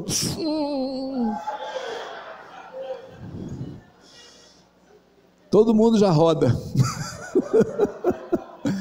Eu estava numa covardia terrível, não era unção não. Embaixo eu estava, quando eu subi, sumiu. Aí eu fechei o olho e fiz assim: meu Deus. Quando eu só senti alguém do meu lado dizendo: fala o que te mandei, varão. Eu abri o olho e tinha um jovem aqui do meu lado mandando eu falar. Aí eu, meu Deus do céu, já vem os profetas para cima de mim, e agora? Fechei de novo o olho e estou pensando, falo ou não falo, falo ou não falo, falo ou não falo? Como é que eu vou dizer que eu sou maior que Elias? Como é que eu vou falar, diabo, você não pode nem com Elias, nem comigo? Quanto mais comigo, olha. E aí eu estou assim, fechei o olho de novo, aí já veio, foi outro profeta, e ele não era tão manso que nem o primeiro. Esse chegou batendo, deu um tapa aqui no meu braço, eu acordei, ele disse, diga o que eu já mandei. Aí eu me enchi de coragem e falei, né? E ao mesmo tempo, uma tensão, porque eu pensando, o que esse povo vai pensar que eu estou fazendo, com uma frase dessa, né? Aguardando o julgamento final, né? E aí, meu irmão, eu falei, e aí eu já fui logo para a explicação, porque Deus me socorreu. Quando eu acabei de falar essa frase, veio assim, porque Eliseu já era maior do que Elias 2 vezes, e as unções não voltam para o céu, elas ficam na terra e estão multiplicando na terra, e o que vocês estão recebendo é muito maior do que Elias recebeu, porque o menor no meu reino é maior do que até mesmo João Batista, que era Elias. Bem, recebe aí no seu espírito, o que a igreja recebe é maior, o menor no reino é maior, o menor no meu reino é maior. Você tem algo sobrenatural gigantesco, aprende a liberar com fé. Aleluia, Deus é bom. Você entendeu a lição? Jesus queria que eles soubessem isso. Fala, creia, profetiza, libera. E aí, acabou aquele culto maravilhoso. Cheguei em casa, ele tirou e deixou tudo doendo e disse, vai para o médico, do jeito que eu te falei, viu? Eu faço o que eu quiser, curo, isso é meu. E realmente foi assim, eu fui médico, e aí eu aprendi a segunda lição que eu já contei para vocês. Foi 1 mês quietinho, e 1 mês chegando gente lá em casa dizendo, como é que está o senhor? Eu falei, de molho. Deus mandou aqui. Falei, é mesmo? Fazer o quê? Trazer esse cheque para o senhor, pronto, 1.500, paguei as contas.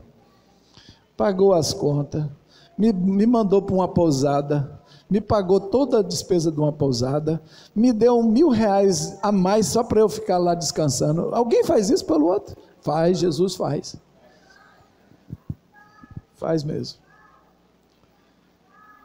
Um irmão chegou e falou, vai descansar lá na minha pousada na praia. Meu Deus, eu não tenho dinheiro para ir. Não, irmão, deixa quieto, isso aí.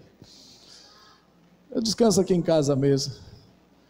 Não, mas toma esse dinheiro para o senhor ir também. Lá agora dá para ir. Você está entendendo? Deixa Deus te usar. Não deixa o inimigo colocar coisa na cabeça, deixa Deus colocar. A verdade está conosco, a autoridade está conosco. Jesus chamou os discípulos e disse, tende fé em Deus, confia nele, fala, decreta, profetiza, diga, ordena, proclama. São todos os verbos que estão cheios nas escrituras para que a gente faça. Essa é a nossa força. Estamos respaldados por isso. Amém? Vamos praticar? No livro de Atos, eu não sei se eu falei aqui do livro de Atos, da outra vez que eu tive, mas resumido, eu vi 2 grandes avivamentos no livro de Atos. Quando o batismo no Espírito Santo acontece e eles falam línguas. Sabe quantas pessoas se converteram pelo sermão de Pedro? Quem lembra? Quase 3.000 pessoas creram em Jesus por causa do batismo no Espírito Santo e a pregação de Pedro. Aí pula o capítulo, isso é no capítulo 2, aí entra o capítulo 3, Pedro e João subindo para ir no templo, encontram um homem que lhes pede dinheiro. olhando para ele, pensando que ia receber alguma coisa. Pedro olha para ele e diz: não tenho prata e nem ouro, mas o que temos nós te damos. Em nome de Jesus, o Nazareno, levanta e anda. E tomando pela mão direita, puxou, ajudou a levantar, logo os seus artelhos ficaram firmados, e o homem andou com alegria. E tudo isso foi no pórtico de Salomão, é chamado assim. E houve uma manifestação gloriosa, as pessoas correram e entraram no templo, está escrito lá. Todos correram e entraram nos pórticos do átrio do templo para ver o coxo curado. E aí Pedro dá um grande sermão, fala fortemente de: vocês negaram Jesus, o Nazareno, vocês crucificaram, mas Deus o ressuscitou e ele está vivo, e foi no nome dele que esse homem foi curado. Sabe por que o diabo não quer a gente falando em nome de Jesus e curando pessoas? Porque dá muita conversão. O diabo odeia, ele odeia quando a gente está profetizando cura. Eu vi que o avivamento foi 3.000 e depois 5.000, 8.000, quase 8.000 pessoas em 2 manifestações, e sendo que na cura foi bem mais ainda, do que no falar línguas. E eu comecei a prestar atenção e vi que do capítulo 3 ao capítulo 5, tudo está envolvendo esta cura. Por que tantos versículos, tantos capítulos? Porque lá no final diz que de Jerusalém, de todas as cidades da Judéia e até da Síria e de regiões de fora, traziam pessoas e colocavam ali onde a igreja se reunia, no pórtico de Salomão. No mesmo lugar onde houve a cura, virou o lugar de concentração. E vinha gente, e falassem, e traziam eles em macas pelas ruas, deixavam para que ao menos, quem sabe, a sombra de Pedro passasse, e a sombra deles, eles acreditavam que se deixasse na sombra de um apóstolo era curado. Milhares e milhares de enfermos trazidos de todo lugar. Quando eu vi isso no livro de Atos, eu fiquei: meu Deus, parece que eu nunca tinha lido, eu nunca tinha visto esse avivamento de cura. E eu entendi por que o diabo não quer essa nossa teologia de que todos podem ser curados e todos os crentes podem curar, porque ele tem um pavor de poder de Deus usado pelas crentes, porque ele sabe que vai ter conversão e avivamento e igrejas vão superlotar. O diabo não quer, por isso ele investe tanto em religiosidade, para travar o poder, ele investe tanto em medo, em vergonha, em timidez, para a gente não sair, e não falar no nome de Jesus. A gente vai falar de futebol, vai falar de carro, vai falar de marido, vai falar de mulher, vai falar de receita, de novela, mas o diabo não quer que você fale de Jesus. Não gaste seu tempo falando de Jesus, é isso que está escrito lá. Não falem nesse nome. Esse nome tem poder, esse nome cura, esse nome liberta. Eu estudei a história da igreja, e eu vi que até 1517, sabe como que a salvação era pregada? Pagado por indulgência. Era vendido, era chamado de indulgência, e foi por causa disso que Lutero se levanta, um monge católico se levanta e fala que não é pela fé, a salvação é de graça e alcança quem tem fé, é um presente dado a quem crê. E só a partir de 1517 começa-se a pregação verdadeira do evangelho novamente, desde que parou lá no ano 300 e pouco. Olha a contaminação, como é que o diabo tirou essa doutrina? Hoje a coisa mais simples do mundo, a gente sabe que salvação é pela fé, que é obra da graça e não é obra, é graça e não é obra, melhor dizendo. Hoje todo mundo sabe disso, até os incrédulos. Mas em 1500 ninguém sabia, porque a doutrina tinha sido roubada. Até 1906 tinha sido roubado os dons do Espírito, ninguém falava língua, ninguém manifestava poder do Espírito Santo. Aí surge um grupo nos Estados Unidos e começa a orar, e voltou de novo o Espírito Santo a batizar pessoas, e nasceu o movimento pentecostal. Até 1906, a crença geral, quase 2000 anos de cristianismo, e ninguém acreditava que existia dons espirituais mais, nem falar em línguas. Por quê? Porque Satanás roubou o ensino verdadeiro, roubou a teologia, e aí ficou aquela igreja vazia, uma igreja sem poder. Aí um grupo ressuscita isso, de 1906 para cá, bum, explodiu o evangelho de novo, explodiu o poder do Espírito Santo. 1500, restaura a salvação. 1906, restaura o batismo e o poder do Espírito Santo. E agora vai restaurar as curas. Porque o diabo tinha roubado essa verdade também. E eu estou profetizando que voltou o mover de curas e milagres, porque a igreja está aprendendo a andar no Espírito, e nós vamos vencer as barreiras. Vai ser um tempo difícil, talvez para nossa mente mudar, para nossa teologia aceitar, para o nosso corpo compreender que a voz do Espírito está na nossa boca, e ele tem que sair, não vamos ficar com doença, e vai fechar até hospitais em cidades. Vai ter avivamento de cura, e essa cidade será conhecida também, esse lugar será como o pórtico de Salomão, que vai vir gente de longe falar: vamos nessa igreja, vamos nesse manancial de fonte de vida, vamos ali onde está o apóstolo ali, já estou chamando que vai ser na era apostólica aqui, ó. Vamos, prepare-se, porque vocês vão ser agentes de cura fortíssimos. O Espírito me trouxe aqui para treinar e para curar, mas para vocês saírem curando também. E ninguém vai ficar aqui perrengue, vai ficar aqui amarrado, ninguém vai ficar fora de ministério por causa de dor, em nome de Jesus. Amém. Vamos fazer o treino? Vamos curar? Vamos curar uns aos outros? Hoje é o dia, hein? Vocês estão animados ou desanimados?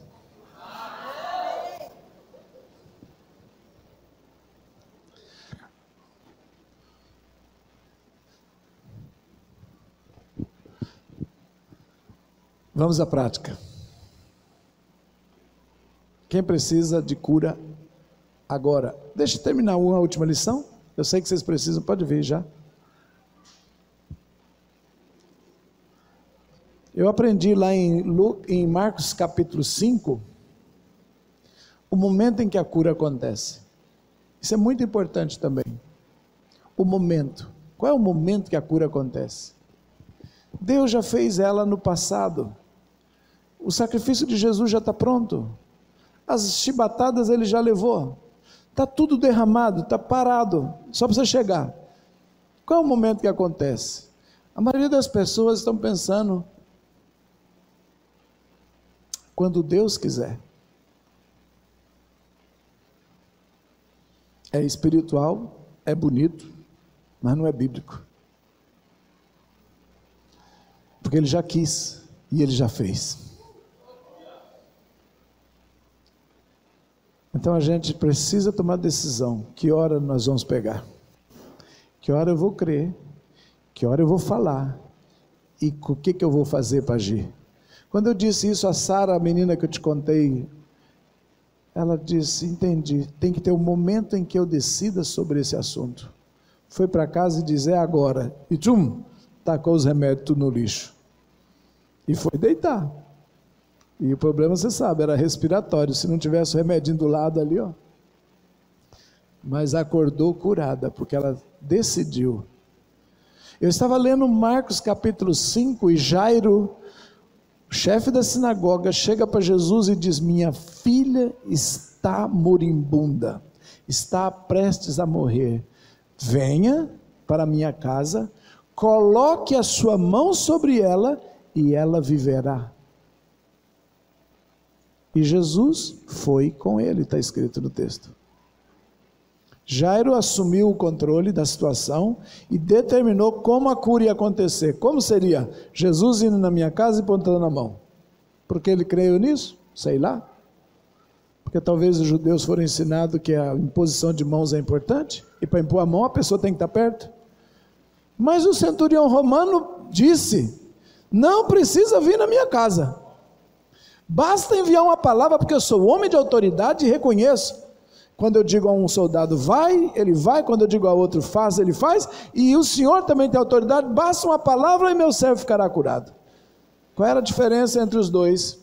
Conceito de como a coisa acontece. Um era formado na lição da autoridade, porque é soldado. O outro era formado na religião, que tinha que chegar perto, impor mão, fazer a visita. Jesus ia curar os dois do mesmo jeito e curaria tranquilamente. Só que a cosmovisão, a forma de enxergar a vida é diferente de cada pessoa. Por isso a fé é igual, mas a forma de manifestá-la é diferente. E você precisa encontrar como é a tua forma de acreditar. Eu acredito se eu levar um pedaço de pano de uma pessoa enferma, uma camisa, um negócio, e o pastor pôr a mão. É a tua fé. Outro acredita que se eu for lá na frente, o outro acredita se o pastor pôr a mão na minha cabeça. Mas você tem que ter essa definição de que momento a cura vai acontecer. Você tem que dar um prazo, um jeito, determinar a sua forma de receber a cura. Que nem um menino falou, o dia que eu fui dar o primeiro seminário de cura, eu bati o pé no campo de futebol, deu uma topada, o pé ficou gordo, vermelho, tudo. E aí eu fui anunciar o seminário de cura. Você imagina eu chegando, irmãos, hoje é dia do seminário de cura, aleluia. Ai! Foi mais ou menos assim. E aí tinha um guri que tinha vindo de um seminário de cura já com aquele preletor que eu te falei lá, o Raimundo, e o menino estava afiado, sabia tudo já. Chega para mim e diz, posso orar pelo senhor? Todo pomposo. Eu falei, obrigado, irmãozinho querido. Aí ele ainda foi assim, o senhor crê, né? Eu não tinha se treinado tão forte, ele já estava. Olha só a ousadia dele, hein? Não, porque o senhor não crê, também não tem problema, eu creio. Minha fé basta. Violento, não é não? Gurizinho. Eu comecei a gostar dele, sabe? Aí eu falei, claro. Aí ele orou. E ele, nada bobo, pegou e disse assim, amanhã vamos jogar bola? Aí eu falei, rapaz, agora ele fez o seguinte, você tem fé verdadeira mesmo? Eu tenho. Tipo assim, sua fé é verdadeira, pastor? Então amanhã vamos jogar bola? Eu olhei para ele e disse, amanhã vamos jogar bola.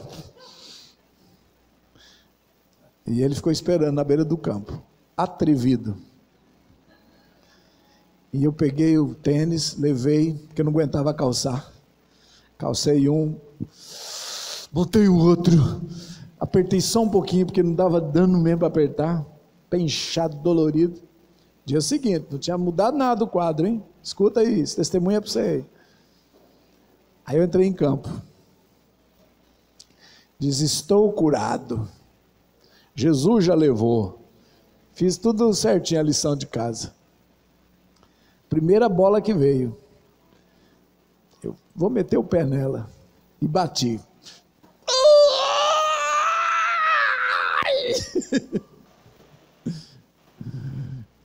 Ai, eu suei de tanta dor e continuei dizendo, estou curado, em nome de Jesus eu estou curado. E fui atrás da segunda bola. Eu falei, eu não vou bater não, eu vou bater com a esquerda. E fui com aquela coisa ridícula ali, mas dentro do campo. Pastor, tudo bem? Tudo bem. Igual a mulher, o filho morreu e o profeta perguntou, vai bem contigo? Ela disse, tudo bem. O defunto em cima da mesa. E eu estou lá. E aí, não sei se foi aquecendo, né, o corpo. E a dor foi diminuindo, eu aguentei chegar. Aí chegou uma hora, olhei para o menino, ele saindo do campo. Está saindo por quê? Meti o pé aqui, pastor. Falei, não, faz uma oração e continua. Foi embora, todo machucado. E eu fui até o final do jogo, acabei, tirei o sapato, Fui para casa, tomei banho, desci para o seminário. Quando eu botei meu sapato, desci para o seminário, entrei igual estou andando aqui, ó. Fiquei no pé só e comecei a pular. Completamente curado. Cara, era impossível pela via normal que aquilo fosse. Mas sabe, eu decidi que eu estava curado. E não respeitei nenhum problema. Agora, não faça isso por sua criança. Por você pode até se enfrentar, mas não faz isso por um pequenino. Sabe? Se precisar dar o remedinho, dá. Se precisar, ora. Se precisar socorrer, socorre. Porque a gente não pode deixar a vida dos outros assim, né? Mas os testes sobre você faça quanto você aguentar, ué. Se quiser, se não quiser também, né? Olha, minha fé foi até um ponto, eu creio que estou curado, mas eu vou dar uma aliviada aqui. Ué, eu fui radical e estou sendo em algumas vezes por causa do que eu estou ensinando e eu quero ver se funciona. E eu descobri que funciona. A preço terrível, mas funcionou. Então, o terceiro ponto da cura é agir. É você saber o momento, decidir que aquilo essa é a verdadeira fé. A verdadeira fé, ela decide, ela sabe e não respeita a dor, não está nem aí com circunstância, com o que os outros vão dizer, e creu e falou e Deus honra. Amém? Às vezes não precisa tudo isso, gente. Isso é só alguns casos. Aquela irmã que deu testemunho aqui, uma delas disse que quando eu vim aqui o ano passado, ela tinha fibromialgia. Ela está aí, eu não sei nem se está aí aquela irmã. E essa fibromialgia é uma doença que os médicos dizem que é incurável. Medicina não cura. Porém, ela creu e saiu daqui curada. Ela disse que 2 dias não tomou mais medicamento, a dor não tinha mais nada. É toda hora e todo dia tem que ficar se medicando para aguentar a dor. É quase que um tarja preta, irmão. Mas ela ficou bem. E no 3º dia ela disse que começou a escutar uma voz, e não era de Deus, falando assim: testa para ver se está curada. Faz o teste. E começando aquelas pontadinhas. Mas ela lembrou da aula que nós demos, eu falei da segunda voz. Pena que hoje eu não recordei isso. Eu falo que tem sempre uma segunda voz que começa a vir uma batalha na sua mente, colocando ideias erradas, colocando dúvidas. E ela começou a lutar contra essa voz. E lutou e não aceitou e mandou embora essa voz e declarou a palavra de Deus. Daqui a pouco a filha começou a doer, ficar adoecida. E aí ela partiu para cima, do mesmo jeito que Deus curou a mim, cura minha filha, e não aceitou e começou a ministrar a criança. Daqui a pouco parou de um, foi para outro. Ela disse: pastor, foi uns 3, 4 dias em guerra, mas eu disse e afirmei que não vinha mais, nem em mim, nem nas minhas crianças. E foram 3 a 4 dias em batalha, e ela disse que por fim venceu. Nunca mais tomou remédio, nunca mais precisou e nunca mais doeu. Mas ela sabe que teve que vencer, porque era uma guerra, eram demônios que estavam atormentando a família, talvez há muitos anos, ela disse muito tempo, e não querem deixar o território, mas encontrou ali a pessoa de Deus, encontrou ali a fé genuína, encontrou postura e teve que sair. Antes de vir para cá, uma semana passada, eu fui visitar um pastor, foi diagnosticado com câncer, um amigo meu, pastor Davi. Fui para lá, chego lá, encontro, no primeiro dia que o médico me mandou para casa, falou: não vou operar porque vai morrer, então morra em casa. Agora você imagina uma família trazer o pai da família. Quando eu cheguei no portão, que estava perto da porta da casa, eu já escutei os gritos. E eu conheço aquela pastora, Irene. Que mulher de fé, mulher de postura. E a hora que eu olhei, o marido deitado na cama, e ela deitada do lado, gritando e chorando, com as 2 mãos no rosto. Quando ela soube que eu estava na casa, ela não virou o rosto para o meu lado, e disse: me perdoe, pastor, me perdoe. E gritava de desespero.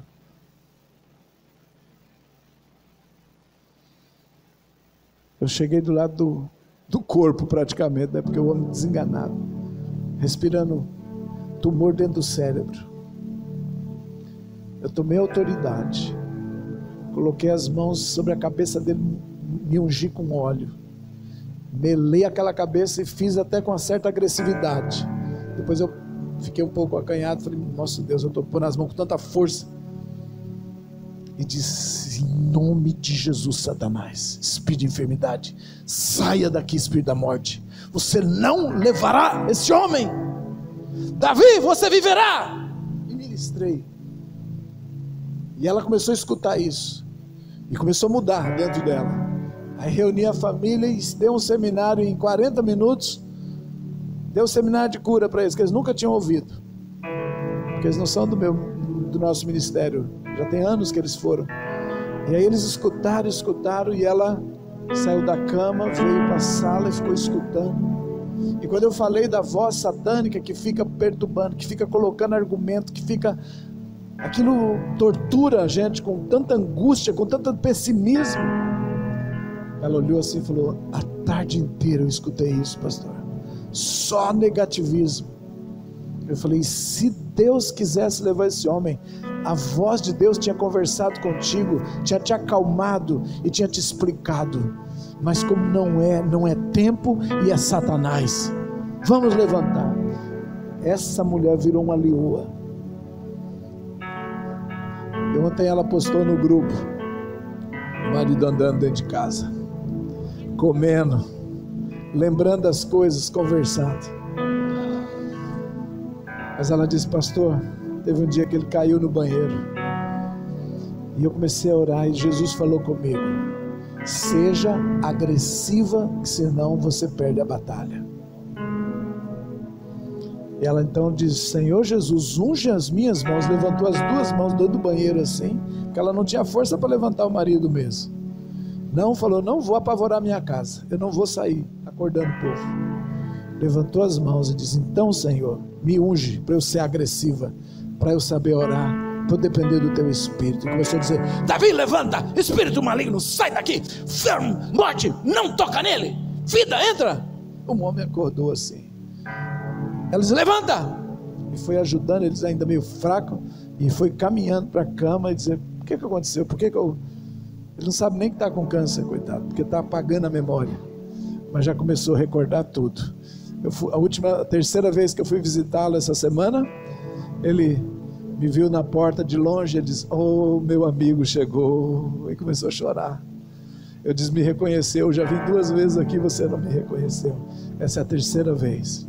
Ele já começou a lembrar as coisas, a mente está sendo, o tumor está secando, mas o principal foi salvar a fé daquela mulher, se salvar a fé de alguém. Dentro de uma família, alguém tem que crer, alguém tem que ser o sacerdote da casa, alguém tem que ministrar o céu, alguém tem que trazer o céu, alguém tem que falar o que Deus está falando, alguém precisa na sua família. Seja você,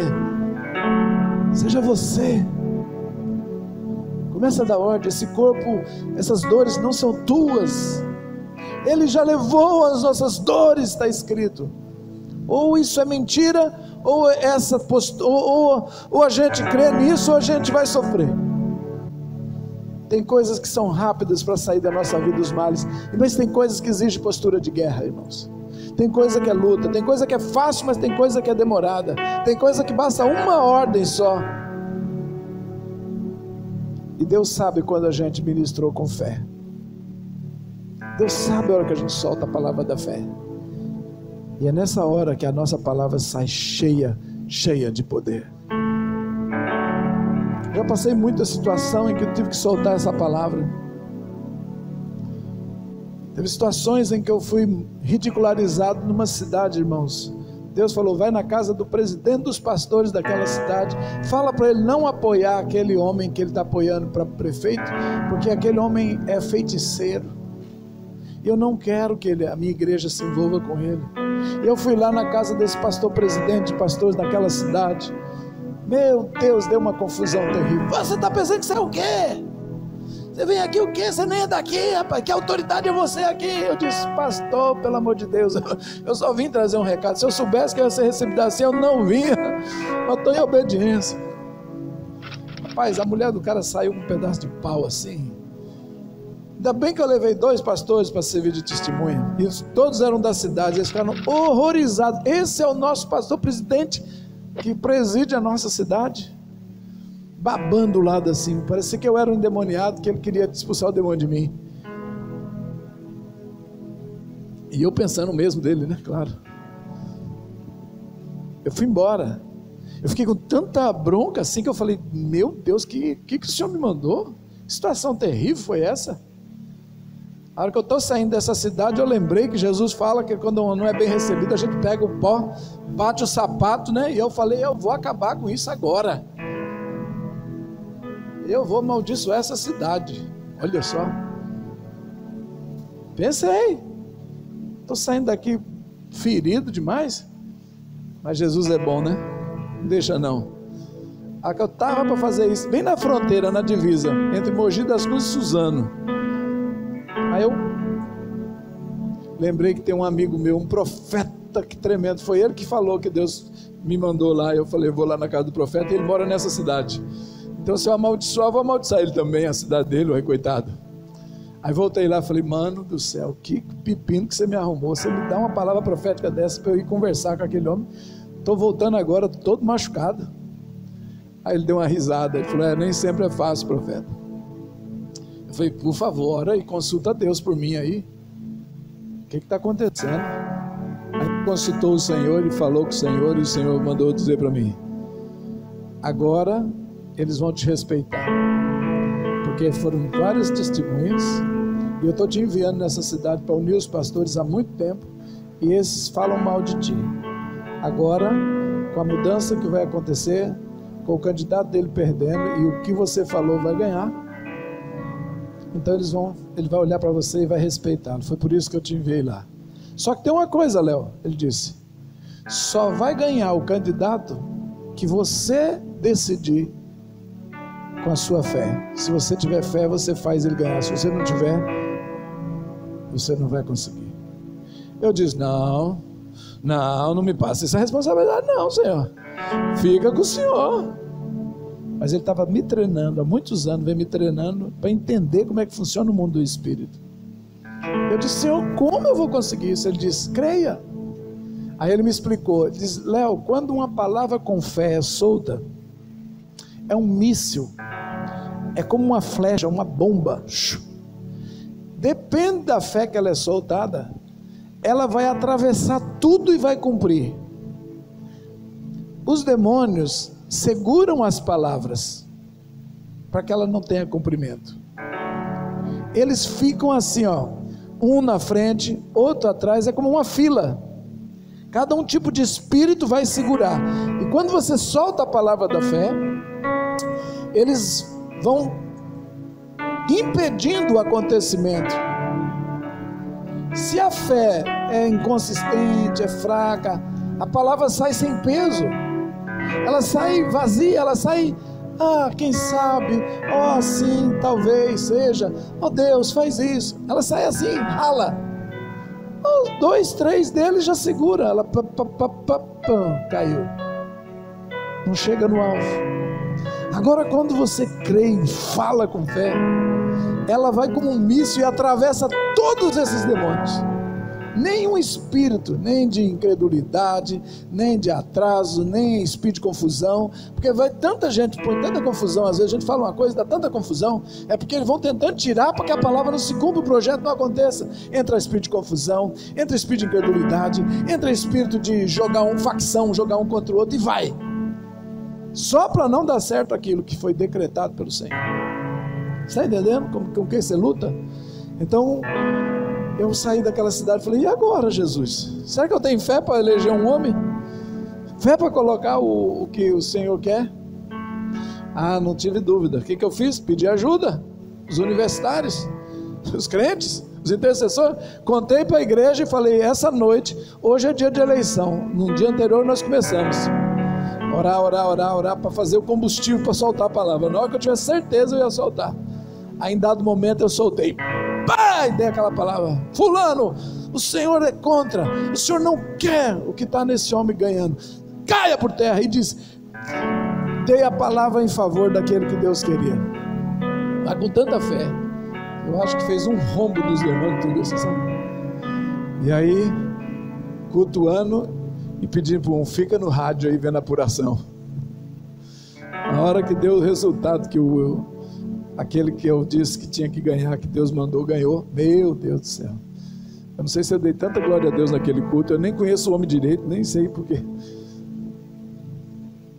E aí na semana seguinte eu encontrei aquele pastor presidente numa grande reunião de pastores estadual, o estado de São Paulo todo reunido lá, e eu fui lá, no meio de uma multidão, eu estou andando num corredor, lá vem ele. A hora que ele me vê, ele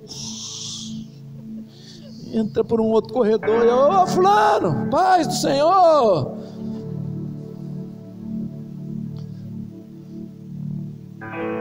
Aí eu estava diferente, aí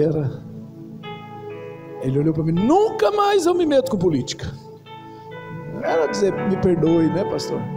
Desonrei, fiz o que não devia. Que nada. A gente espera muito, né? Mas sabe, também não fez tanta oposição depois. Aí quando eu ia para aquela cidade, reunia pastores, dava uma palavra, foi Léo, né? Já não era aquela coisa, esse é um falso profeta, esse não sei o quê. Não deixa Deus usar a sua vida, na sua família, para destruir essa barreira de demônios que estão segurando. É espírito de incredulidade, é confusão, é de dúvida, é não sei o quê, bababá. Vai cair por terra. Você e eu somos autoridade do Senhor. O menor no meu reino é maior do que o que já foi, Jesus disse, que João. Então nós estamos numa dispensação poderosa do Espírito, onde a fé move montanhas, a fé move as montanhas e enfermidades são curadas. Vamos mudar um bocado de montanha agora? Vamos mover?